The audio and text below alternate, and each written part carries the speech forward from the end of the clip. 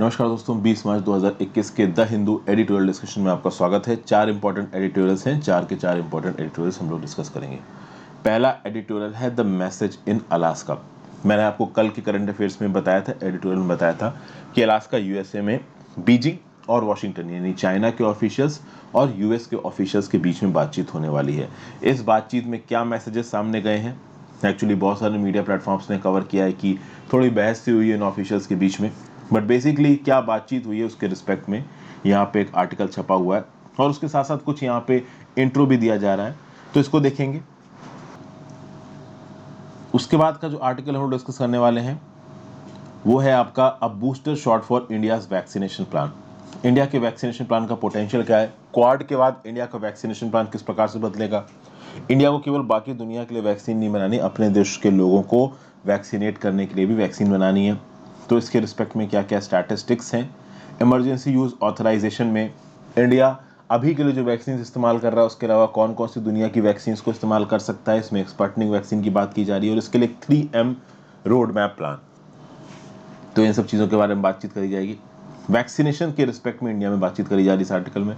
Next है Delhi undermine. इसके respect में 2 से 3 दिन पहले मैंने आपके लिए वीडियो बनाई थी जहां पे मैंने बताया था कि रिसेंटली कुछ चेंजेस करे जा रहे हैं दिल्ली की यूनियन टेरिटरी का एडमिनिस्ट्रेशन जिस हिसाब से होगा उसके रिस्पेक्ट में। ये आर्टिकल साफ साफ बोल रहा है कि जो नया एक्ट लेके आ रही है सरकार दिल्ली के एडमिनिस्ट्रेशन को बदलने के लिए, जहां पे लेफ्टिनेंट गवर्नर को दिल्ली की सरकार बोला जाएगा, उस केसेस में जो दिल्ली का इलेक्टेड लेजिस्लेटिव असेंबली है उसकी ताकत काफ़ी कम होगी। तो उसके रिस्पेक्ट में जो जो बातें बताई जा रही हैं इसको देखेंगे। इसके रिस्पेक्ट में जो मैंने पहले वीडियो बनाई है उसका रेफरेंस भी मैं आपको दे दूंगा। और चेजिंग पीस, रिसेंटली रशिया में मॉस्को में एक पीस कॉन्फ्रेंस होस्ट की गई जहां पे अफगान गवर्नमेंट के रिप्रेजेंटेटिव्स और तालिबान के रिप्रेजेंटेटिव्स ने आमने सामने बैठ के बातचीत करी।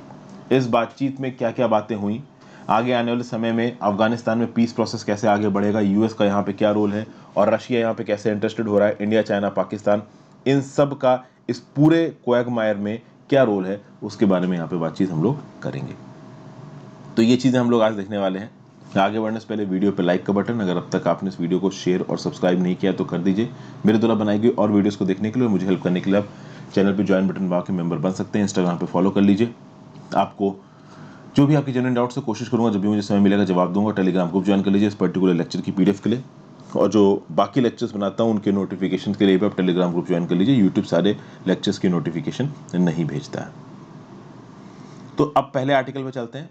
पहला आर्टिकल है the message in Alaska from Washington to Beijing, the Quad partnership could mount a counter challenge to China but India's steps will be more nuanced. देखिए क्या बोला जा रहा है। क्वाड्रिलेटरल फ्रेमवर्क की समिट की मीटिंग हुई थी 12 मार्च को। ये जो मीटिंग थी ये वर्चुअल मीटिंग थी और यहाँ पे ऑस्ट्रेलिया, जापान, यूनाइटेड स्टेट्स और इंडिया के जो हेड ऑफ स्टेट्स हैं हमारे मोदी जी सामने बैठे हुए थे। ठीक है भाई, यहाँ पे एक मैसेज भेजा गया, इनडायरेक्टली एक मैसेज भेजा गया है बीजिंग को। सीधी सीधी बात है, सीधे सीधे क्वाड का जो स्टेटमेंट आया था उसमें चाइना का नाम नहीं लिया गया, बट वो स्टेटमेंट कोअर्शन के अगेंस्ट बात कर रहा है, वो स्टेटमेंट फ्री और ओपन इंडो पैसिफिक रीजन की बात कर रहा है। तो इसका मतलब क्या है, इसका मतलब यही है कि चाइना एक ऐसा देश है जो फ्री और ओपन इंडो पैसिफिक के कंसेप्ट के अगेंस्ट जाता है, ऑस्ट्रेलिया के खिलाफ ट्रेड वॉर छोड़ता है, जापान के सेनकाकू आइलैंड्स पर कब्जा करने की कोशिश करता है, इंडिया के लाइन ऑफ एक्चुअल कंट्रोल में घुसने की कोशिश करता है। तो एक मैसेज गया था बीजिंग के पास। अभी रिसेंटली अलास्का में मीटिंग हुई है। इस मीटिंग में US secretary of state Antony J Blinken और चाइनीज कम्युनिस्ट पार्टी के पोलिट ब्यूरो मेंबर यांग जेची ये सामने बैठे थे। ओके, उसके साथ साथ डायरेक्टर भी हैं ये central foreign affairs commission office के यांग जेची, यूएस के नेशनल सिक्योरिटी एडवाइजर जेक सुलिवान भी थे, चाइना के फॉरेन मिनिस्टर और स्टेट काउंसिलर वांग ई भी थे। ये सब लोग अलास्का में मिले। इस मीटिंग में यूएस की तरफ से चाइना को स्टेटमेंट किया गया। चाइना का स्टेटमेंट 3 प्रॉन्ग था, मतलब 3 यहाँ पे बेसिक आप कह सकते हो इंटेंट यूएस क्लियर कर रहा था चाइना को। क्या इंटेंट है? पहला intent that under the new US president America is back in terms of its desires to play a leading role in the region, that its views China as at its primary challenger to that leadership, and that Quad partnership is ready to mount a counter challenge, albeit in soft power at present। मतलब 3 statements में पहला क्या है कि भैया America वापस है, हम लोग लीडिंग रोल प्ले करेंगे दूसरे रीजन्स में। अब तक डोनाल्ड ट्रंप के अंदर में जो हम लोग बाकी मल्टीलैटरल इंस्टीट्यूशन से विड्रॉ कर रहे थे, अपनी रिस्पॉन्सिबिलिटी छोड़ रहे थे, वो अब हम नहीं छोड़ेंगे। We will take active leadership. दूसरा यहाँ पे एक व्यू पॉइंट गया कि भाई यूएसए चाइना को प्राइमरी चैलेंजर समझ रहा है उस लीडरशिप में, यानी यूएस जिन जिन रीजन्स में लीडरशिप लेना चाहता है, चाइना कहीं ना कहीं उसकी लीडरशिप को काउंटर कर रहा है। ये मैसेज भी गया है यूएस की तरफ से, हालांकि डायरेक्टली नहीं, इनडायरेक्टली गया है। और तीसरा, ये जो क्वाड की पार्टनरशिप है, ये चाइना के अगेंस्ट एक काउंटर चैलेंज की तरह लॉन्च हो सकती है। हालांकि ये काउंटर चैलेंज हार्ड पावर में नहीं होगा। हार्ड पावर का मतलब होता है कि मिलिट्री पावर, आप मसल्स फ्लेक्स कर रहे हो तो मिसाइलें, डिफेंस वेपन्स, आर्मी और नेवी और एयरफोर्स को मोबिलाइज करना, इस प्रकार की चीज़ें क्वाड नहीं करेगा। लेकिन क्वाड सॉफ्ट पावर जरूर मोबिलाइज करेगा। सॉफ्ट पावर मोबिलाइजेशन का मतलब क्या होता है भाई? क्रिटिकल टेक्नोलॉजीज की शेयरिंग, रिसर्च एंड डेवलपमेंट की शेयरिंग, ट्रेड एक दूसरे के बीच में बढ़ाना, इस प्रकार की चीज़ें। तो सॉफ्ट पावर जरूर यहाँ पे क्वाड प्रमोट करके चाइना के अगेंस्ट काउंटर रखेगा। अगर आप क्वाड के ज्वाइंट स्टेटमेंट की तरह देखो, और अब तक क्वाड की जितनी भी मीटिंग हुई है उसमें ज्वाइंट स्टेटमेंट्स नहीं गए, सबके इंडिविजुअल स्टेटमेंट्स गए। लेकिन पहली बार ऐसा हुआ है कि क्वाड का एक ज्वाइंट स्टेटमेंट गया, जिसमें US president Joe Biden, prime minister Narendra Modi, Australia के स्कॉट मॉरिसन और जापान की योशीहिडे सुगा, इन्होंने साफ साफ कहीं ना कहीं चाइना को काउंटर किया है। चाइना का नाम कहीं नहीं लिया गया है, लेकिन ये साफ साफ बोला गया है कि कोअर्शन फ्री इंडो पैसिफिक हमको चाहिए। ये पहले मैं आपसे बात कर चुका हूँ। प्रॉब्लम आपको मैंने बताई दी है कि भाई ऑस्ट्रेलिया के खिलाफ ट्रेड वॉर, कहीं ना कहीं चाइना ऑस्ट्रेलिया को ट्रेड बादशाहत के चलते दबाना चाहता है। ऑस्ट्रेलिया बहुत सारी चीज़ों को चाइना में एक्सपोर्ट करता है, चाइना ने उनके ऊपर इंपोर्ट ड्यूटी बढ़ाई है। फिर सेनकाकू आइलैंड्स को लेकर चाइना जापान में बहस चल रही है, और बॉर्डर पे इंडिया के साथ यहाँ पे लड़ाई सी हो रही है। हमारे गलवान वैली में 20 जवान शहीद भी हुए थे। तो कुल मिला के यहाँ पे कि जो अलास्का में टॉक्स हुई हैं यूएस और चाइना के बीच में, इन टॉक्स से पहले ये जो क्वाड मीटिंग का होना, टोक्यो और सोयोल में मिस्टर ब्लिंकन और लॉयड ऑस्टिन का जाना, मतलब जो सीनियर यूएस ऑफिशियल हैं वो जापान की कैपिटल और साउथ कोरिया की कैपिटल में पहले बात करके आए हैं। जो बाइडन है वो खुद क्वाड की, आप कह सकते हो, मीटिंग में बात करके आए हैं।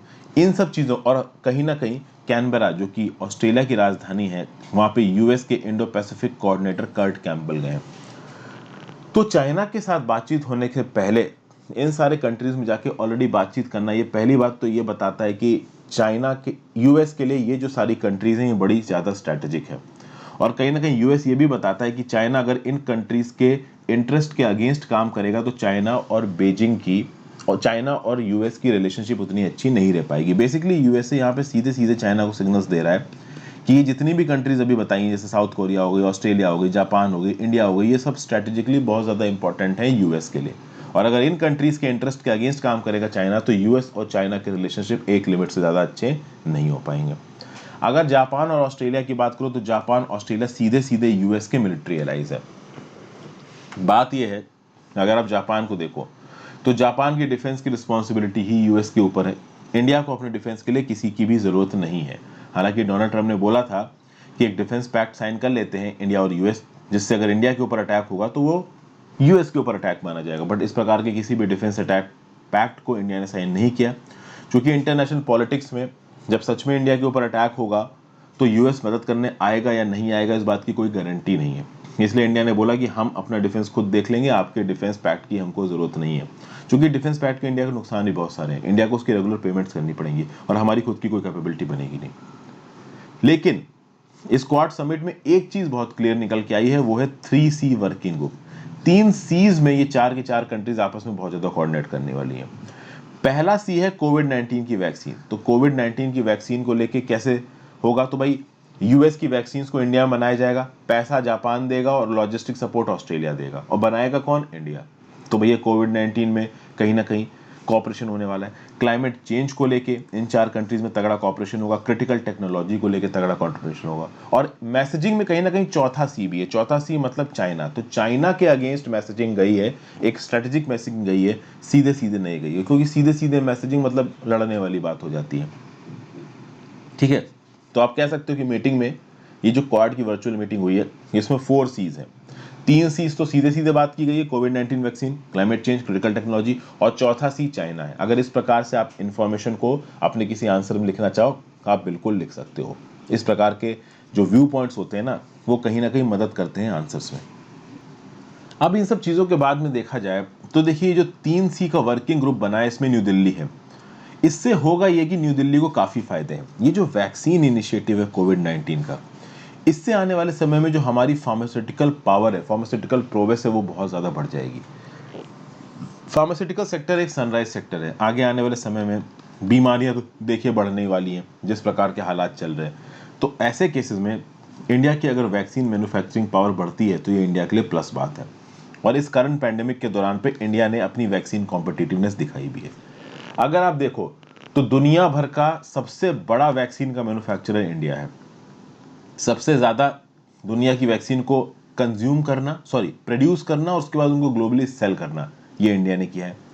इंडिया ऑलरेडी 71 कंट्रीज को 58 million doses of vaccine export कर चुका है। इसमें इंडिया ने ग्रांट्स भी दिए हैं, ग्रांट मतलब फ्री फंड में वैक्सीन बांट दी, कॉमर्शियल शिपमेंट्स भी हैं मतलब वैक्सीन को बेचा भी है। तो जो लोगों ने वैक्सीन के ऑर्डर्स प्लेस किए उनको फॉर पेमेंट वैक्सीन बेचा भी है इंडिया ने। At the same time India ने मालदीव्स, नेपाल जैसी कंट्रीज को, बांग्लादेश जैसी कंट्रीज को फ्री में भी यहाँ पे वैक्सीन बांटी है, ठीक है। और उन कंट्रीज को भी वैक्सीन दी जो गावी कोवैक्स इनिशिएटिव द्वारा फंडेड है। Okay, global alliance for vaccine सुना है ना आपने, गावी अलायंस, इसका कोवैक्स इनिशिएटिव है जो कोविड-19 की वैक्सीन को अंडर डेवलप्ड कंट्रीज, अफ्रीका के जो पिछड़े देश हैं वहां तक पहुंचाएगा। तो इस गावी कोवैक्स वाले में जो पैसा है उससे पैसा इंडिया को मिला और इंडिया ने इसमें भी वैक्सीन कहीं ना कहीं एक्सपोर्ट की है। ओके, अब यहां पे इंडिया का टारगेट क्या है? इंडिया का टारगेट ये है कि हम 1 बिलियन डोजेस बनाएंगे। किसके लिए? साउथ ईस्ट एशिया के लिए। क्वाड ग्रुपिंग के अंदर कहीं ना कहीं 1 बिलियन डोजेस बनाएगा इंडिया वैक्सीन की साउथ ईस्ट एशिया के लिए। वो इसके इंटरनेशनल कमिटमेंट से ज्यादा है। At the same time India ने ये टारगेट भी कर रखा है कि हम 300 मिलियन लोगों को सितंबर तक वैक्सीनेट करने की कोशिश करेंगे। ओवरऑल इंडिया का जो टारगेट है वैक्सीनेशन का इंडिया में वो 900 मिलियन का है। मतलब इंडिया की गवर्नमेंट ने 90 करोड़ लोगों को कोविड-19 की वैक्सीन लेने का टारगेट लिया है, ठीक है। अब आपको ये बात मालूम है कि एक वैक्सीनेशन में 2 शॉट्स दिए जाते हैं। एक शॉट, उसके 4 हफ्ते के बाद एक शॉट। वो 4 हफ्ता, 5 हफ्ता, 6 हफ्ता, 7 हफ्ता भी हो सकता है, बट 2 शॉट्स देने हैं। तो अगर आपको 90 करोड़ लोगों को वैक्सीन देनी है तो टोटल शॉट्स कितने देने होंगे? 180 करोड़ पर पर्सन, 2 शॉट, ठीक है भाई। तो ओवरऑल इंडिया में लोगों को वैक्सीन देने के लिए इंडिया को कितनी बनानी है? 1.8 बिलियन डोजेस। ये 1.8 बिलियन डोजेस बनाना आसान बात नहीं है, मजाक बात नहीं। इसके लिए इंडिया को अपनी कैपेसिटी, फंडिंग, क्वाड कोऑपरेशन सब कुछ बढ़ाना पड़ेगा। तो इंडिया को ये 1.8 बिलियन डोजेस यानी 180 करोड़ डोजेस बनानी है। साथ साथ इंडिया को दुनिया भर में वैक्सीन देनी है। इंडिया अपने आप को वैक्सीन की मैन्युफैक्चरिंग में एक लीडर की तरह दिखा रहा है, और अगर लीडर की तरह दिखा रहा है तो फिर आपको वो लीडरशिप दिखानी भी पड़ेगी वैक्सीन को बना के। चलिए ठीक है। तो भाई कहीं ना कहीं क्वाड में इंडिया की, ये जो क्वाड की रिसेंट मीटिंग हुई थी 12 मार्च को, इंडिया की ये जो वैक्सीन बनाने वाली प्रोग्रेसेस को बढ़ाने की बात की रही। लेकिन आप अगर ध्यान दो तो क्वाड लीडर्स ने इंडिया की एक रिक्वेस्ट नहीं सुनी। इंडिया ने इन क्वाड लीडर्स को रिक्वेस्ट किया था कि जो वर्ल्ड ट्रेड ऑर्गेनाइजेशन का ट्रिप्स एग्रीमेंट है, इस ट्रिप्स एग्रीमेंट के अंदर कोविड-19 की वैक्सीन को आप वेवर दे दो। मतलब फाइजर, मॉडर्ना, इतनी बड़ी बड़ी जो वैक्सीन बनाई गई हैं, इनको आप ट्रिप्स के ये जो trade related intellectual property rights वाला जो वेवर है, ये वेवर दे दो। इस वेवर से होगा क्या? देखिए, जो बड़ी बड़ी फार्मास्यूटिकल कंपनीज है, मैं पहले बताया, फिर से जल्दी से बता देता हूँ, ये हजारों करोड़ रुपए खत्म करके वैक्सीन में रिसर्च करती हैं और वैक्सीन बनाती हैं। अगर ट्रिप्स वेवर बन जाता है तो इस वैक्सीन का जेनरिक वर्जन इंडिया में बहुत सस्ते में बनाया जा सकता है। तो एक दवाई की डोज, मान लीजिए अगर 1,000 रुपए की बेच रही है कंपनी, तो इंडिया उस डोज को केवल 20 या 30 रुपए में अवेलेबल करवा सकता है, जेनरिक ड्रग्स बना सकता है। ओके, अब बात यहाँ पे यह है, 2 चीजें हैं। पहली बात तो इन फार्मास्यूटिकल कंपनीज ने हजारों करोड़ रुपए खत्म करके इन दवाइयों को बनाया है, तो वो ऑब्वियस सी बात है अपना पैसा निकालना चाहेंगी दवाइयों को महंगा बेच के। अगर इंडिया जैसी कंट्रीज की बात मान ली जाए कि भाई इसको ट्रिप्स वेवर दे दो, तो वही दवाई सस्ती बिकने लगेगी, तो इन फार्मास्यूटिकल कंपनीज का फायदा होगा नहीं। अगर इन फार्मास्यूटिकल कंपनीज के पास ये संदेश जाता है कि हम हजारों करोड़ रुपए खत्म करके दवाई बना रहे हैं और बाद में हमारा प्रॉफिट नहीं हो सकता है, तो कल की डेट में अगर कोई दूसरी बीमारी फैलती है तो ये फार्मास्यूटिकल कंपनीज दवाइयां बनाना ही बंद कर देंगी। वो बोलेंगे कि भाई ट्रिप्स वेवर दे दोगे, तुम सस्ते में बेचना शुरू कर दोगे, हमारा प्रॉफिट बनेगा नहीं, और जब हमारा प्रॉफिट बनेगा नहीं तो हम क्यों खर्चा करें। इसीलिए ऑस्ट्रेलिया, जापान और यूएस जैसी कंपनीज ट्रिप्स वेवर नहीं दे रही हैं कोविड-19 की वैक्सीन को, जिसके चलते इंडिया फ्री में इन वैक्सीन को नहीं बना पा रहा है, ठीक है। और ये बात कहीं ना कहीं सही है।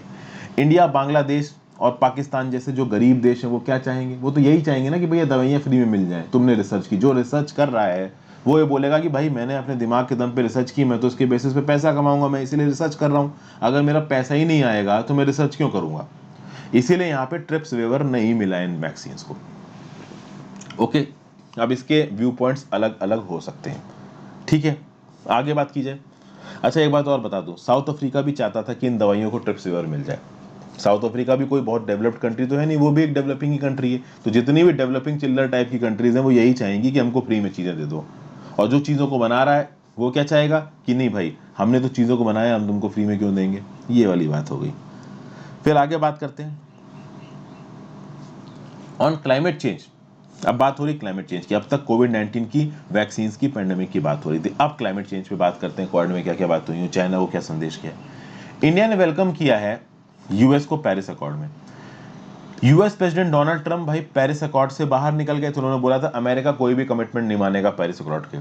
बाइडेन ने बोला कि ठीक है भाई हम पेरिस अकॉर्ड को मानेंगे और ग्लोबल ग्रीन क्लाइमेट फंड में पैसा भी देंगे। अब यूएस ने प्रॉमिस किया था कि भाई सोलर टेक्नोलॉजी में हम 1.4 बिलियन डॉलर दान करेंगे। इंडिया तब से 2016 से इंतजार कर रहा है कि ये 1.4 बिलियन डॉलर आएगा आएगा, अब तक आया नहीं है। तो अब फाइनली जब जो बाइडेन आ गए तो इंडिया को ये उम्मीद है कि हो सकता है कि 1.4 बिलियन डॉलर की मदद यूएस की तरफ से आए, और हो सकता है आगे आने वाले समय में mister Biden international solar alliance को भी ज्वाइन करें। इंटरनेशनल सोलर अलायंस को इंडिया और फ्रांस के हेड ऑफ स्टेट ने मिलकर बनाया था, ठीक है। कहीं ना कहीं क्वाड मेंबर सबने प्रॉमिस किया था कि इंटरनेशनल सोलर अलायंस को ज्वाइन करेंगे।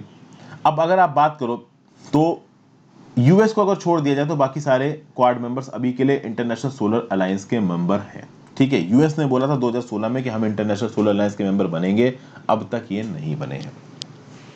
तो क्लाइमेट टेक्नोलॉजीज में आप ये कह सकते हो कि इंपॉर्टेंट पॉइंट कि हो सकता है आगे आने वाले समय में इंटरनेशनल सोलर अलायंस को यूएस से ज्वाइन कर ले, सोलर टेक्नोलॉजी के लिए 1.4 बिलियन डॉलर की हेल्प भी दे, और पेरिस क्लाइमेट एग्रीमेंट को तो जो बाइडेन ज्वाइन कर ही रहे हैं।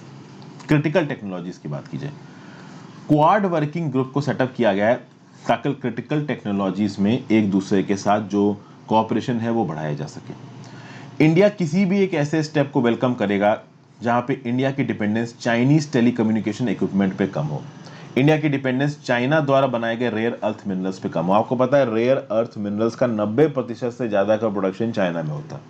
तो इंडिया चाइना पे डिपेंडेंट है इन रेयर अर्थ मिनरल्स के इंपोर्ट के लिए। चाइनीज टेलीकम्युनिकेशन टेक्नोलॉजी दुनिया भर में बहुत ज़्यादा बिकती है, क्यों? क्योंकि ये बहुत सस्ती है। इंडिया इसको भी हटाना चाहता है। कहीं ना कहीं बीएसएनएल एमटीएनएल के इक्विपमेंट्स आप देख लोगे वो सब चाइनीज मेड है। इन सब के लिए भी क्वाड की मदद है इंडिया को। हालांकि क्वाड के कुछ ऐसी बातें हैं जो इंडिया मानने को तैयार नहीं है, जैसे डिजिटल इकोनॉमी में इंटरनेशनल रूल मेकिंग और डाटा लोकलाइजेशन। इंडिया क्या चाहता है? इंडिया ये चाहता है कि भाई डिजिटल इकोनॉमी के फील्ड में हम अपने नियम खुद बनाएंगे। क्वाड अगर नियम बनाएगा तो कहीं ना कहीं वो नियम डेवलप्ड कंट्रीज के हित के हिसाब से होंगे, यूएस और जापान के हित के हिसाब से होंगे, ऑस्ट्रेलिया के हित के हिसाब से होंगे। इंडिया का हित वहां पे थोड़ा वायलेट हो सकता है। तो डिजिटल इकोनॉमी में इंटरनेशनल रूल मेकिंग को इंडिया सब अपोज कर सकता है। डाटा लोकलाइजेशन कि भाई इंडिया में अगर क्लाउड सर्वर्स बन रहे हैं तो इंडिया को फायदा है। ऑब्वियसली बात है, इंडिया की गवर्नमेंट फंक्शनिंग के लिए जो भी काम होगा, जो भी डाटा होगा वो इंडिया में लिमिटेड रहेगा। ओके, अगर ऐसा कोई डाटा के सर्वर्स देश के बाहर हैं तो इंडियन सरकार का उसके ऊपर कोई जोर रहता नहीं है। आप देखिए आज की डेट में अगर आप किसी सरकारी डिपार्टमेंट में काम करते हो, हर सरकारी एम्प्लॉय को @gov.in की ईमेल दी गई है। क्यों दी गई है? gmail.com से काम चल तो रहा था, इसलिए दी गई है क्योंकि gmail.com के जो सर्वर्स हैं वो यूएस यूरोप में लोकेटेड है। इंडियन गवर्नमेंट की वहां पे कोई भी पहुंच नहीं है। लेकिन @gov.in, कल की डेट में आप आईएएस बनोगे या किसी भी गवर्नमेंट जॉब में जाओगे, आप बिल्कुल क्लरिकल लेवल पे भी जाओगे तो भी @gov.in की आपको ईमेल आईडी मिलेगी। आप उस ईमेल आईडी से अपने ऑफिशियल काम कर सकते हो, अपने पर्सनल काम भी कर सकते हो अगर आप चाहो, और उन सारे कामों को सरकार मॉनिटर कर सकती है क्योंकि उसके क्लाउड सर्वर्स इंडिया के अंदर है। तो इस प्रकार की चीजें इंडिया यहाँ पे करने की कोशिश कर रहा है। अब यहाँ पे एक सी है मैरीटाइम कॉर्पोरेशन को लेके, जिसमें हो सकता है कि इंडिया उतना इन्वॉल्व नजर ना आए। क्वाड का ये बोलना है कि एक काम करते हैं, मैरीटाइम सिक्योरिटी में इन्वॉल्व होते हैं, ईस्ट और साउथ चाइना सी में जॉइंट सिक्योरिटी ऑपरेशंस करते हैं। मतलब कि जापान, ऑस्ट्रेलिया, इंडिया और यूएसए मिलके साउथ चाइना सी और ईस्ट चाइना सी में एक दूसरे की मिलिट्रीज, एक दूसरे की नेवीज एक दूसरे के साथ कोऑपरेट करेंगे और चाइना के एग्रेशन को काउंटर करेंगे। लेकिन अब प्रॉब्लम यहाँ पे है कि मैरीटाइम सिक्योरिटी में शायद उस लेवल तक इंडिया इन्वॉल्व नहीं होना चाहता। आपको पता है कि इंडिया में लाइन ऑफ एक्चुअल कंट्रोल पे काफ़ी बवाल चला है। पैंगोंग सो पे हम लोगों ने डिसंगेजमेंट कर लिया है, गलवान वैली में हमने डिसंगेजमेंट कर लिया, but Depsang, Gogra Hot Springs, इन इलाकों में अभी भी डिसंगेजमेंट नहीं हुआ है। चाइनीज इनकर्जन्स अभी भी चल रहे हैं। ये डिसंगेजमेंट हो सकता है होने में काफ़ी समय लग जाए। अभी ऐसे केसेस में जहां पे हम ऑलरेडी एक लैंड बॉर्डर और एक बहुत ही आप कह सकते हो वल्नरेबल लैंड बॉर्डर चाइना के साथ शेयर कर रहे हैं, ऐसे केसेस में हम मैरीटाइम डोमेन में चाइना को सीधे सीधे अपोज नहीं कर सकते। उसका रीजन ये है कि देखिए, यूएस, जापान और ऑस्ट्रेलिया, इन तीनों में से कोई भी कंट्री चाइना के साथ लैंड बॉर्डर शेयर नहीं करती है। इंडिया क्वाड की अकेली कंट्री है जो चाइना के साथ लैंड बॉर्डर शेयर करती है। तो मैरीटाइम डोमेन से ज्यादा हमारे कॉन्टिनेंटल डोमेन इंपॉर्टेंट है। मैरीटाइम डोमेन में तो ऑस्ट्रेलिया और जापान चाहेंगे, खासकर जापान चाहेगा ही कि ईस्ट चाइना सी और साउथ चाइना सी में चाइना को पीछे ढकेलो, चूंकि वो जापान के हित में है। बट इंडिया के हित में पहले यह है कि लाइन ऑफ एक्चुअल कंट्रोल पे हम लोग ज़्यादा सोल्जर्स को डिप्लॉय करें, हम लोग ज़्यादा मिलिट्री इंफ्रास्ट्रक्चर को डिप्लॉय करें, अभी जो इनकर्जन हुआ है उसको पीछे की तरफ ढकेलें। मैरीटाइम सिक्योरिटी में घुसने से पहले हमें अपनी कॉन्टिनेंटल सिक्योरिटी को देखना है। इसलिए क्वाड ग्रुपिंग का ये वाला जो स्टेटमेंट है कि मैरीटाइम ऑर्डर में सब चारों मिल के चाइना को पीछे की तरफ ढकेलेंगे, इसमें इंडिया अभी उतना तैयार नहीं हो रहा है। इसलिए नहीं तैयार हो रहा है क्योंकि भाई हमको कॉन्टिनेंटल डोमेन में ही अभी चाइना को पुशबैक करना है। अभी मैरीटाइम डोमेन में एक नया फ्रंट खोलने का कोई फायदा नहीं है। पता चला वहां के चलते चाइना और अग्रेसिव हो गया और वो और इनकर्जन करने लगा, तो इंडिया के लिए ये स्टेप बैकफायर कर जाएगा। ठीक है, तो ये सब बातें यहाँ पे बोली जा रही। प्लस हमको इस बात को भी इंश्योर करना है कि आगे आने वाले समय में कोई भी ऐसा इंसिडेंस ना हो। देखिए यहाँ पे क्या बोला जा रहा है, the violence at line of actual control has also left 3 long term impacts on Indian strategic planning. ये जो एलएसी पे वायलेंस हुआ है इसके 3 इम्पैक्ट आए। पहला इम्पैक्ट, गवर्नमेंट को अब ज्यादा रिसोर्सेज, ज्यादा ट्रूप्स और ज्यादा इंफ्रास्ट्रक्चर को डिप्लॉय करना पड़ेगा एलएसी पे, और हमको इंश्योर करना पड़ेगा कि लाइन ऑफ एक्चुअल कंट्रोल का कोई भी एक ऐसा हिस्सा ना बच पाए जहां पे पीपल लिबरेशन आर्मी घुस सके, जिस प्रकार से वो अप्रैल 2020 में घुसी थी। दूसरा, इंडिया को जो सबसे पोटेंट टेरिटोरियल थ्रेट है वो ना अकेले चाइना से है ना पाकिस्तान से, दोनों का मिला के है, जैसा कि आर्मी चीफ मनोज मुकुंद नरवाने साहब ने बोला है, ट्रू फ्रंट सिचुएशन। तीसरा, इंडिया का जो कॉन्टिनेंटल थ्रेट परसेप्शन है वो मैरीटाइम कमिटमेंट से ज्यादा होना चाहिए। पैसिफिक ओशन में यूएस के, जापान के और ऑस्ट्रेलिया के एसेट्स हैं, इंडिया के भी एसेट्स हैं, बट इंडिया का जो कॉन्टिनेंटल एसेट है वो मैरीटाइम एसेट से बहुत ज्यादा जरूरी है। तो ये सारी बातें यहाँ पे बताई जा रही। प्लस इंडिया के प्रधानमंत्री जी का सिंपल एजेंडा है कि हमारे लिए अगर क्वाड इंपॉर्टेंट है तो हमारे लिए ब्रिक्स भी इंपॉर्टेंट है, हमारे लिए शंघाई कोऑपरेशन ऑर्गेनाइजेशन भी इंपॉर्टेंट है, हमारे लिए सार्क भी इंपॉर्टेंट है, हमारे लिए बिम्स्टेक भी इंपॉर्टेंट है। तो ऐसा नहीं है कि क्वाड आ गया तो हम बाकी सारे मल्टीलेटरल अरेंजमेंट्स को भूल जाएंगे। तो ये बात क्वाड को समझनी पड़ेगी। क्वाड में यूएसए बाइडेन अगर ये सोच के बैठे कि हम जो बोल देंगे वही इंडिया कर देगा, वो नहीं हो पाएगा। ये बातें यहाँ पे बताई जा रही हैं। अगले आर्टिकल की तरफ चलते हैं। ये सबसे बड़ा आर्टिकल था, इसलिए सबसे ज़्यादा समय मिल गया, लगभग 17, 18, 19 मिनट तो इसी आर्टिकल को डिस्कस करने में चले गए। नेक्स्ट बात करते हैं booster shot for India's vaccination plan. The country is making good progress in its कोविड-19 vaccination efforts but there are still many gaps to cover.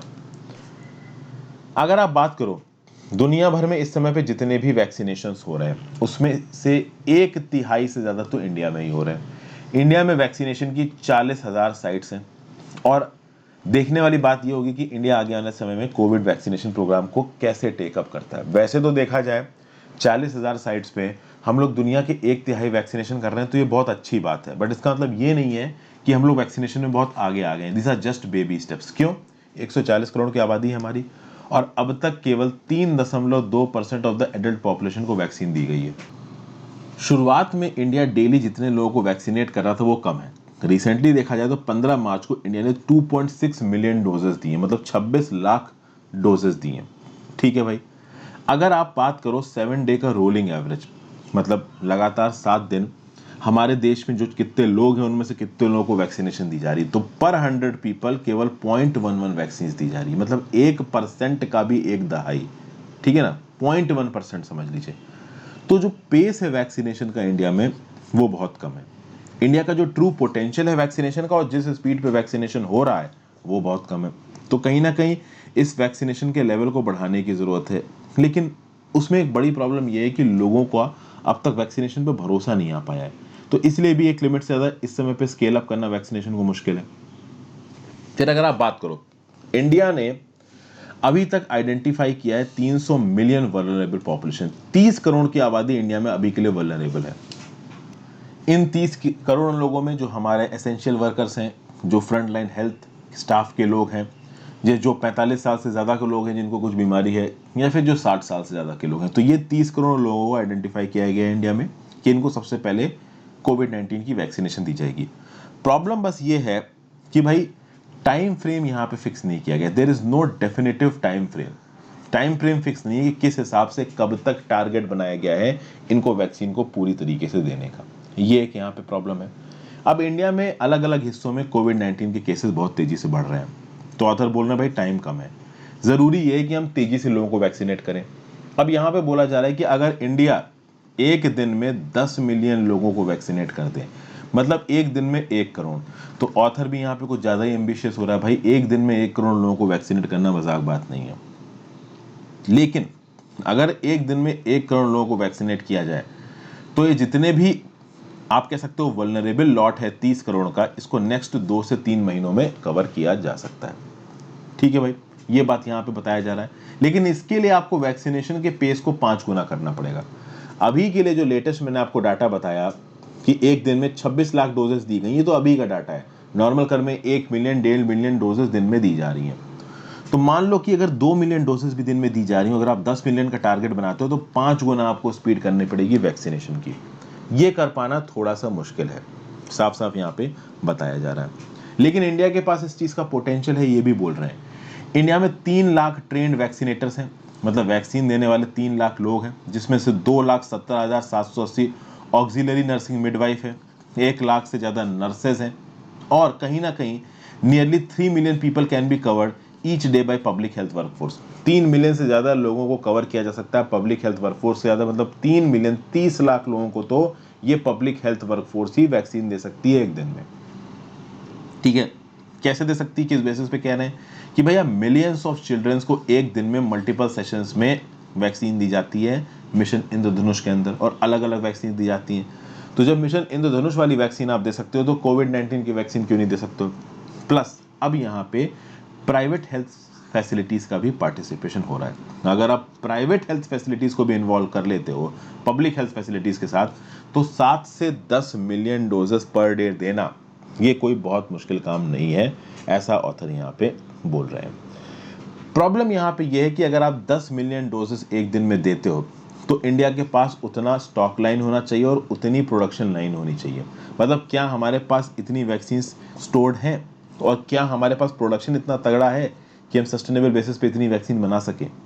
ठीक है भाई, उसके बाद अगर आप बात करो तो इंडिया में 2 वैक्सीन दी जा रही, कोविशील्ड कोवैक्सीन। केवल कोविशील्ड और कोवैक्सीन पे डिपेंडेंट रहना सही नहीं है। कहीं ना कहीं ऐसा बोला जा रहा है कि कुछ और दुनिया भर की वैक्सीन को भी इंडिया के वैक्सीनेशन बास्केट में इंक्लूड किया जा सकता है। दुनिया भर में ऐसी बहुत सी वैक्सीन है जिनको इमरजेंसी यूज ऑथराइजेशन का सर्टिफिकेट दिया गया है, जिसमें फाइजर, मॉडर्ना और स्पुतनिक जैसी वैक्सीन आती हैं। रशिया की जो वैक्सीन है स्पुतनिक, इसके ट्रायल्स इंडिया में चल रहे हैं। अगर मान लीजिए ट्रायल सक्सेसफुल हो जाते हैं तो इस स्पुतनिक नाम की वैक्सीन को भी इंडिया में लोगों को दिया जा सकता है। मतलब कि वैक्सीन के बास्केट को आप कोविशील्ड और कोवैक्सीन तक लिमिटेड रखो, ये जरूरी नहीं है। आप वैक्सीन को अगर एक्सपेंड कर देते हो तो कहीं ना कहीं ज्यादा लोगों को वैक्सीनेशन दिया जा सकता है। तो और डाइवर्सिफिकेशन होगा तो मान लीजिए लॉन्ग टर्म में किसी एक पर्टिकुलर वैक्सीन का कोई साइड इफेक्ट निकल के आता है तो वो कम हो जाएगा, उसका जो बर्डन है वो कम हो जाएगा। क्योंकि हो सकता है कोविशील्ड और कोवैक्सीन में ऐसी कोई प्रॉब्लम हो जो अभी नहीं, 2 महीने, 3 महीने, 4 महीने, 6 महीने बाद सामने आए। तो ऐसे केसेस में अगर सबको हमने कोविशील्ड और कोवैक्सीन ही दे दी है तो प्रॉब्लम लॉन्ग टर्म में बढ़ सकती है अगर कोई साइड इफेक्ट्स हो। हालांकि भगवान की दया से अब तक कोई नहीं है, जितना भी पब्लिक परसेप्शन में पता चल रहा है, और ना ही आए, ऐसा हम एक्सपेक्ट कर सकते हैं। अब इंडिया का हेल्थ सिस्टम को देखते हुए ये बताया जा रहा है कि भाई बेटर ये रहेगा कि 18 साल से ऊपर के किसी भी इंसान को वैक्सीन की परमिशन दे दी जाए। ये जो यहाँ पे नियम बनाया गया है कि भाई 45 साल से ज्यादा को हो तो आपके पास कोमोर्बिडिटी का सर्टिफिकेट होना चाहिए, यानी आपको कोई बीमारी हो ऐसा कोई सर्टिफिकेट आपके पास होना चाहिए। अगर आपके पास ऐसा सर्टिफिकेट नहीं है आप वैक्सीनेशन नहीं ले सकते। अगर आप 45 साल से ज्यादा के हो, 45 से कम के हो तो वैसे ही आपको वैक्सीनेशन नहीं मिलेगा। तो यहाँ पे ऑथर ये बोल रहा है कि भाई 18 साल एज लिमिट रखनी चाहिए, और 18 साल के ऊपर का कोई भी आदमी अगर वैक्सीन लेना चाहे तो बिना किसी रजिस्ट्रेशन के वो किसी भी साइट पे जाए और रजिस्टर करके वैक्सीन ले ले। कुछ इस प्रकार का हिसाब सरकार को करना चाहिए और सरकार यहाँ पे फ्री वैक्सीन बांटे, खासकर जो गरीब लॉट है देश का उसको वैक्सीनेशन फ्री में दी जाए, ये सरकार को एंश्योर करना चाहिए। यहाँ पे कोविन ऐप की भी यहाँ पे बुराई कर रहे हैं। अभी तक इस वैक्सीनेशन प्रोसेस के लिए कोविन ऐप पे ओवर रिलायंस माना जा रहा है, तो आपको कोविन ऐप पे रजिस्टर करना पड़ेगा अगर आपको वैक्सीनेशन लेनी है। अगर आपने कोविन ऐप पे रजिस्टर नहीं किया है आपको वैक्सीनेशन नहीं मिल सकती है। ज्यादातर लोग जिनको कोमॉर्बिडिटी है उनको कोविन ऐप के बारे में नहीं पता। ऑब्वियस सी बात है, जो गांव के इलाके में रह रहे हैं, कहीं ना कहीं वल्नरेबल हैं, उनको ऐप वगैरह के बारे में कहाँ ही पता होगा। उनको फ़ोन ठीक से इस्तेमाल नहीं करना चाहता, उसमें भी वो कोविन ऐप को पहले इंस्टॉल करें, उसमें अपने आप को रजिस्टर करें, ये मुश्किल काम है। तो बेटर यही रहेगा कि भाई कोविन ऐप के इस प्रोसीजर को हटा के ज़्यादातर लोगों से ये बोला जाए कि आप सीधे सीधे वैक्सीनेशन साइट पे जाइए, वहीं का वहीं अपने आप को रजिस्टर करवाइए, वहीं की वहीं वैक्सीन लीजिए और घर वापस आ जाइए। कुछ इस प्रकार की चीज़ें होंगी तो वैक्सीनेशन का प्रोसेस इंडिया में ज़्यादा एफिशिएंट तरीके से होगा। हालांकि इतनी मैसिव कैपेसिटी इंडिया के पास है नहीं। बिना रजिस्ट्रेशन के लिए अगर आप वैक्सीनेशन साइट पे पहुंचोगे तो हो सकता है कि एक वैक्सीनेशन साइट पे एकदम से 2000 लोग पहुंच जाएं और एक वैक्सीनेशन साइट पे 10 लोग भी ना पहुंचे, तो ये प्रॉब्लम हो जाएगी। और इस तरीके की प्रॉब्लम्स ना हो इसीलिए तो एक कोविन ऐप बनाई है सरकार ने। तो हर बात पे सरकार को क्रिटिसाइज करना भी सही नहीं है। सरकार इस प्रकार की चीज़ों को अवॉइड करना चाहती है कि बहुत सारे लोग पहुंच रहे हैं और वैक्सीन नहीं मिल पा रही है, इसीलिए ऐप जैसी चीज़ों को ऑर्गेनाइज तरीके से सरकार लेके आई है। फिर माइक्रो प्लानिंग चाहिए। माइक्रो प्लानिंग में आपको workforce, logistic agreement, vaccination sites, vaccination program, migrant population, old age home में कितने लोग रह रहे हैं, डेमेंटिया केयर सेंटर्स में कितने लोग रह रहे हैं, लोगों के हिसाब से वैक्सीनेशन टीम में कितने लोग रहने चाहिए, आउटरीच सेशंस होने चाहिए, लोगों को पकड़ पकड़ के लेके आओ कि हाँ भाई आपको प्रॉब्लम है वैक्सीनेशन करवा लो, उनको समझाओ, इस प्रकार की चीज़ें, मॉनिटरिंग, मेंटरिंग, ये सब होनी चाहिए, तब जाके काम बन पाएगा। माइक्रो प्लानिंग जैसे माइक्रो इकोनॉमिक्स होती है ना, कि आप बिल्कुल ग्राउंड लेवल पे जाके देख रहे हो कि हाँ भाई इस प्रॉब्लम का ये सॉल्यूशन हो सकता है, उसी प्रकार से माइक्रो प्लानिंग में आप बिल्कुल ग्राउंड लेवल पे रूरल इलाके में पहुंच के लोगों को आइडेंटिफाई कर रहे हो कि हाँ भाई इसको वैक्सीन देनी है और उसको वैक्सीन दी कैसे जाए उसके लिए आप उसको सुविधा प्रोवाइड कर सकते हो। माइक्रो प्लानिंग में एक एलिमेंट और निकल के आता है कि भाई जो डेजिग्नेटेड वैक्सीनेशन प्रोवाइडर्स है ना, उनको आप बढ़ा के लोगों के पास घरों तक भेज सकते हैं कि वो घर में जाके उस पर्सन को वैक्सीन दें। ठीक है, इसमें ASHA workers, public health workforce, auxiliary nursing midwives और जो नर्सेज और हमारे हेल्थ वर्कर्स का सीधा सीधा एक मेजर रोल है। काम की चीज़ें मैंने यहाँ पे सारी बता दी हैं, कुछ जो अनइम्पॉर्टेंट चीज़ें हैं वो मैंने स्किप की हैं। फिर आगे बात करते हैं Delhi undermined bill to amend GNC TD act is a roll back to the notion of representative government. सबसे पहले तो ये जीएनसी टीडी का फुल फॉर्म क्या है? जीएनसी टीडी है government of national capital territory of Delhi. ठीक है, ये जीएनसीटीडी है। अगर आपको जीएनसीटीडी में डाउट हो रहा है ये क्या है, ओके, इसके रिस्पेक्ट में मैं आपको ये बोलूंगा कि मैंने एक वीडियो ऑलरेडी बनाई है, go and watch this video first. ये वो वीडियो है। दिल्ली एक यूनियन टेरिटरी है। 2018 में सुप्रीम कोर्ट ने क्या वर्डिक्ट दिया with respect to Delhi union territory and its administration. NCT, national capital territory of Delhi amendment bill 2021 क्या बोलता है, दिल्ली के लेफ्टिनेंट गवर्नर और पुदुचेरी के लेफ्टिनेंट गवर्नर की ताकतों में क्या फर्क है, दिल्ली का एडमिनिस्ट्रेशन कौन से नियमों के हिसाब से होता है, पुदुचेरी का एडमिनिस्ट्रेशन कौन से नियमों के हिसाब से होता है, इन सब पॉइंट्स को मैंने इस पर्टिकुलर वीडियो में डिस्कस किया है। तो आपने अगर ये वीडियो नहीं देखी हो तो एक बार देख लो, अगर देख रखी है वेल एंड गुड। अब अगर देख रखी है तो ये जो सेंटर का नया बिल आया है ये क्या करने की कोशिश कर रहा है, ये अमेंड करने की कोशिश कर रहा है लॉस को। कौन से लॉस को? जिससे national capital territory of Delhi को चलाया जाता है। और कहीं ना कहीं national capital territory of Delhi की स्टेट लेजिस्लेटिव असेंबली और लेफ्टिनेंट गवर्नर क्या करेगा, इसके बारे में सुप्रीम कोर्ट का जजमेंट है 2018 का। उस जजमेंट को भी मैंने इस पर्टिकुलर वीडियो में डिस्कस किया जिसका रेफरेंस मैंने अभी आपको दिया है। तो यहां पे क्या बोला जा रहा है कि सुप्रीम कोर्ट का जो जजमेंट है 2018 का दिल्ली के गवर्नेंस को लेके, उसके अगेंस्ट जाता है ये national capital territory of Delhi वाला ये जो रिसेंट बिल निकल के आया है। कहीं ना कहीं जो नए चेंजेस लाए गए हैं, ये नए चेंजेस इलेक्टेड गवर्नमेंट की ताकत को कम कर रहे हैं और ये जो अपॉइंटेड पर्सन है लेफ्टिनेंट गवर्नर, जिसको केंद्र की सरकार अपॉइंट करती है, इसकी ताकत को ज्यादा कर रहे हैं। ओवरऑल सुप्रीम कोर्ट ने जो basic changes union territory of Delhi के एडमिनिस्ट्रेशन में करने की कोशिश की उसके अगेंस्ट जा रहा है ये बिल। जो कॉन्स्टिट्यूशन बेंच बनी थी सुप्रीम कोर्ट की, जिसने वर्डिक्ट दिया 4 जुलाई 2018 को, इसने क्या बोला? इसने बोला the LG has been interested with any independent has not been interested with any independent decision making power. He has to act on the aid and advice of the council of ministers and is bound to implement the decision taken by the president on a reference being made by him. यानी ये जो lieutenant governor है, इसको बोला गया है कि भाई जो काउंसिल ऑफ मिनिस्टर्स है दिल्ली लेजिस्लेटिव असेंबली की, उनके एड और एडवाइस पे आप काम करोगे। Basically aid and advice obvious सी बात है इलेक्टेड असेंबली उन्हीं मैटर्स पे देगी जो कि स्टेट लिस्ट और कॉन्करेंट लिस्ट में आते हैं। पब्लिक ऑर्डर, पुलिस और लैंड की ताकत स्टेट असेंबली के पास नहीं है। तो अगर इन 3 सब्जेक्ट्स पे स्टेट असेंबली आपको कुछ करने को बोलती है तो आप उसको प्रेसिडेंट को रेफर कर सकते हो, लेकिन बाकी सारे मैटर्स में आप काउंसिल ऑफ मिनिस्टर्स जो है दिल्ली की असेंबली की, उनकी बात को मानोगे। लेकिन अगर अब दिल्ली की सरकार को एलजी के साथ एसोसिएट किया जाएगा तो इसका मतलब क्या है? इसका मतलब यह है कि अब जितने भी डिसीजंस लेगी दिल्ली की स्टेट लेजिस्लेटिव असेंबली, वो सारे के सारे डिसीजंस को एलजी को पहले असेंट देना पड़ेगा, अप्रूवल देना पड़ेगा।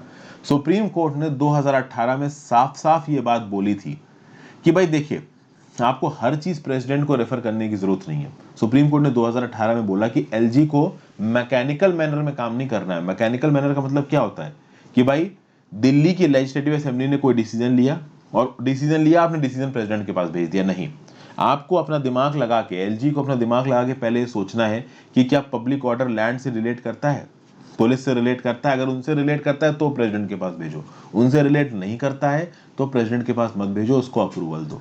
लेकिन एलजी क्या कर रहा है? एलजी हर चीज को रोकने की कोशिश कर रहा है। तो एलजी सारे पास बिल को प्रेसिडेंट के पास फॉरवर्ड कर देता है।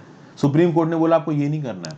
सुप्रीम कोर्ट ने बोला कि जो इलेक्टेड गवर्नमेंट है इसके पास लिमिटेड ताकतें हैं और उन लिमिटेड ताकतों के अंदर ये लेजिस्लेशन कर सकता है, और लेजिस्लेशन कर रहा है तो आप रोकोगे नहीं, एलजी रोकेगा नहीं।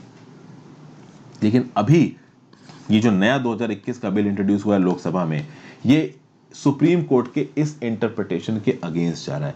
ये जो नया बिल है ये क्या बोल रहा है कि भाई दिल्ली की जो गवर्नमेंट है ना, इसका मतलब है लेफ्टिनेंट गवर्नर, मतलब दिल्ली की सरकार लेफ्टिनेंट गवर्नर की सरकार है। तो लेफ्टिनेंट गवर्नर की सरकार है तो अब तो भाई हर बिल को इंप्लीमेंट करने से पहले आपको लेफ्टिनेंट गवर्नर की सिग्नेचर चाहिए। स्टेट में भी गवर्नर की सरकार होती है, तो स्टेट की लेजिस्लेटिव असेंबली, उत्तर प्रदेश की लेजिस्लेटिव असेंबली जो भी बिल पास करेगी, उत्तर प्रदेश का गवर्नर उस पर हामी भरेगा, ठीक है ना। अब दिल्ली की लेजिस्लेटिव असेंबली भी जब कोई बिल पास करेगी तो लेफ्टिनेंट गवर्नर हामी भरेगा, और लेफ्टिनेंट गवर्नर तो बैठा ही है वहां पे बिलों को रोकने के लिए। तो ये जो सोल डोमेन आप लेफ्टिनेंट गवर्नर का बढ़ा रहे हो, ये आप सही नहीं कर रहे हो। ओके, तो यहां पे कोलैबोरेटिव स्ट्रक्चर वायलेट हो रहा है। सुप्रीम कोर्ट ने बोला था government of NCT of Delhi act 1991 में कोलैबोरेटिव स्ट्रक्चर की बात की गई है, कॉन्स्टिट्यूशनल ट्रस्ट की बात की गई है एलजी और इलेक्टेड असेंबली के बीच में, बट ट्रस्ट तो यहां पे पूरा का पूरा गायब है।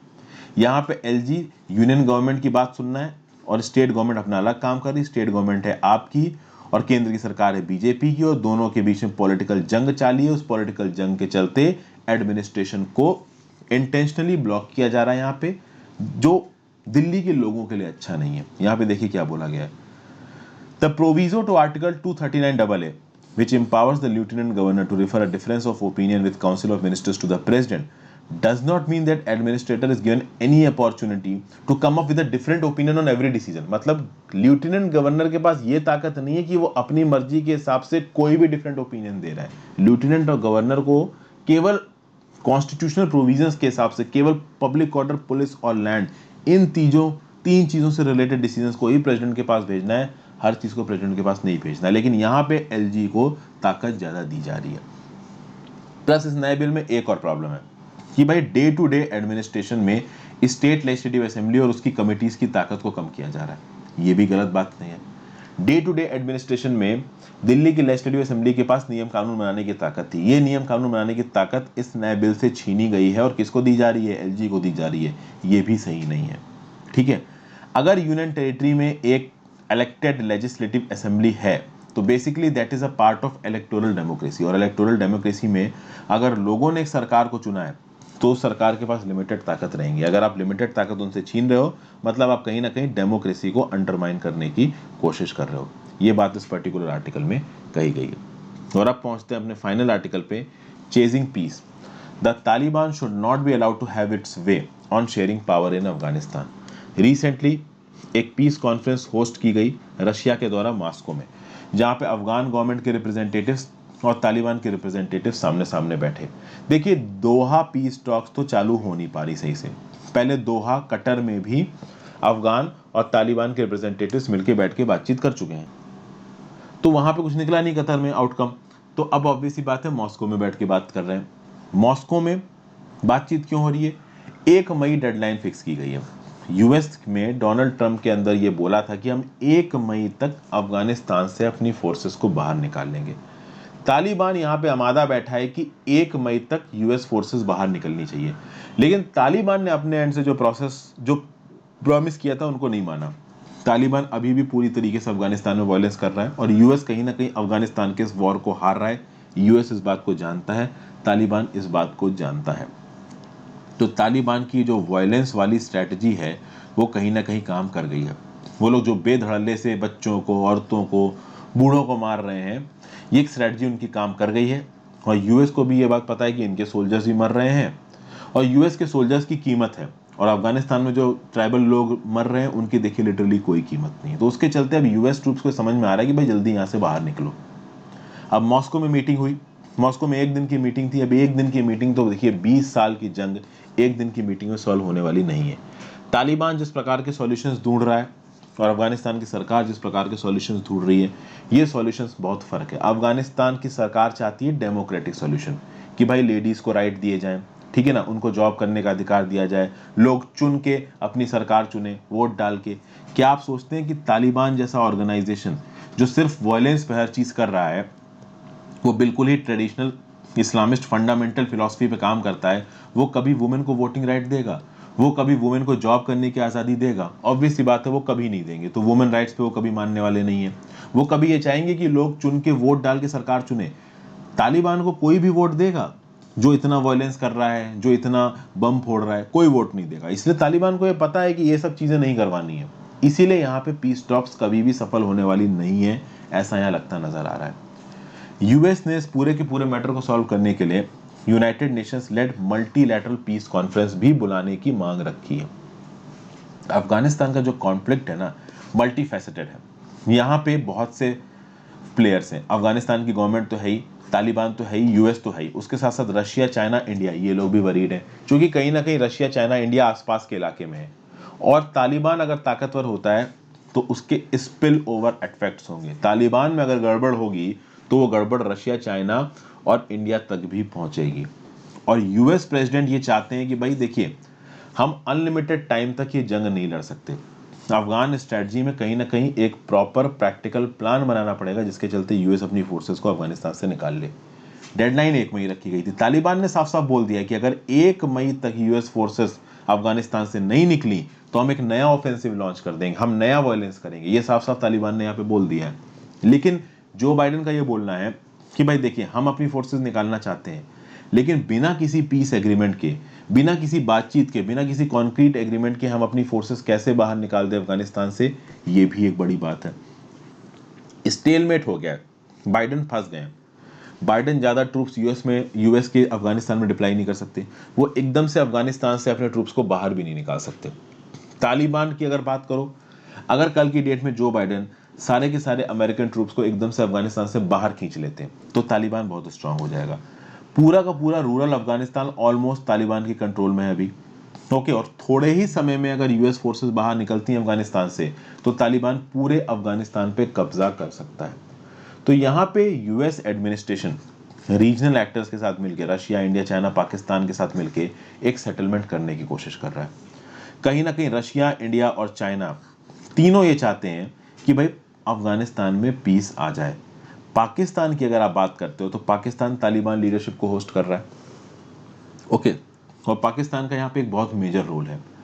प्रॉब्लम इस पूरे अरेंजमेंट में बस ये आ गई है कि जितनी भी कंट्रीज यहाँ पे इन्वॉल्व हैं, रशिया, चाइना, पाकिस्तान, यूएसए और कुछ हद तक इंडिया, ये अब ये मान रहे हैं कि तालिबान एक मेजर रोल प्ले करने वाला है अफगानिस्तान के फ्यूचर में। मतलब अफगानिस्तान के फ्यूचर से आप तालिबान को अलग नहीं कर सकते। और अगर तालिबान अफगानिस्तान में रहता है तो प्योर डेमोक्रेसी कभी भी अफगानिस्तान में नहीं आ सकती, क्योंकि तालिबान की आइडियोलॉजी कोर इस्लामिस्ट फंडामेंटलिस्ट की है, जो मीडियल समय में नहीं भाई अफगान फाइटर्स आते थे और वो सबको मार के चले जाते थे, कुछ इस प्रकार की आइडियोलॉजी है तालिबान की। और इस प्रकार की आइडियोलॉजी में डेमोक्रेसी की, ह्यूमन राइट्स की, वुमेन राइट्स की कोई भी जगह नहीं है। तो यूएस अफगानिस्तान गवर्नमेंट से बोल रहा है कि आप तालिबान के साथ पावर शेयर करो। रशिया ने भी अफगानिस्तान गवर्नमेंट और तालिबान से बोला कि भाई नेसेसरी कॉम्प्रोमाइजेस करो, बट कितना कॉम्प्रोमाइज, अफगानिस्तान किस हद तक कॉम्प्रोमाइज गवर्नमेंट मानेगी और तालिबान किस हद तक कॉम्प्रोमाइज करेगा, ये बड़ी बात है। ये जो जिहादी ग्रुप है तालिबान, 1996 से लेकर 2001 तक इसने बहुत एक्सट्रीमिज्म, वायलेंस, बेसिक राइट्स का सप्रेशन किया है, लोगों को खुलेआम मारा है, गर्दन काट के फुटबॉल फील्ड में टांग देना, ये बहुत कॉमन है आपका अफगानिस्तान में। अफगानिस्तान में बच्चों के इंटरव्यू सुनिए आप यूट्यूब पे जाके, तो वो फुटबॉल खेल रहे हैं, एकदम से 4 लोगों को लेके आया गया, उनकी गर्दन उखाड़ी गई और उनको वहां टांग दिया गया। इस प्रकार की चीजें अफगानिस्तान में नॉर्मल है। तो ऐसे केसेस में तालिबान जैसे ऑर्गेनाइजेशंस को आप कैसे बोलोगे कि वो डेमोक्रेसी को माने? तो ये सब बातें यहाँ पे बोले जा रही है। मॉस्को की मीट के बाद रशिया, चाइना, यूएस, पाकिस्तान सबने बोला है कि पीस एग्रीमेंट होना चाहिए और इस पीस एग्रीमेंट में सारे अफगानिस्तानों के लोगों के राइट्स को प्रोटेक्ट करना जरूरी है, टॉप प्रायोरिटी है। लेकिन अब किस हद तक तालिबान इस प्रायोरिटी को मानेगा, किस हद तक अफगानिस्तान की सरकार तालिबान को रेजिस्ट कर सकती है, तालिबान को कॉम्प्रोमाइजिंग टेबल पे ला सकती है, और कल की डेट में मान लीजिए तालिबान मान भी जाता है और यूएस वहां से बाहर निकल जाता है, तो कौन से मैकेनिज्म के बेसिस पे आप तालिबान को चेक कर पाओगे, उसकी ताकत को चेक कर पाओगे अफगानिस्तान में, ये एक बड़ा सवाल है। तो ये तो था आज का एडिटोरियल एनालिसिस, थोड़ा लंबा हो गया। सैटरडे को नॉर्मल कर केसेस में एडिटोरियल एनालिसिस छोटा होता है, बट आज न्यूज़ बड़ी थी तो थोड़ा लंबा हो गया। Thank you for watching friends, I hope आपको कुछ ना कुछ सीखने को मिला होगा। Good bye.